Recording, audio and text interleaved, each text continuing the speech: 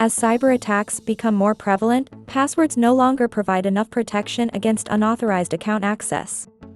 That's why, with the release of Mint TMS version 14.3, we introduced the Google Authenticator 2FA add-on for a more secure Mint login experience.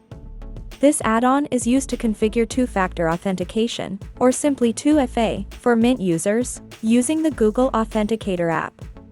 And in this video, we're going to give you a brief overview of the add-on. After the add-on is installed, the following elements will be automatically set up in your environment. We have the Enable 2FA and Disable 2FA context menu items in the user's page, as well as these event handlers. Enable Google Two-Factor Authentication, disable Google Two-Factor Authentication, and validate Google Authenticator code. As an administrator, you can also configure an email template to use when sending users the QR code or setup key to set up 2FA. This can be useful, for example, when including instructions for the end user to follow in the email. You can edit the email template property of the Enable Google 2FA for users action to suit your needs.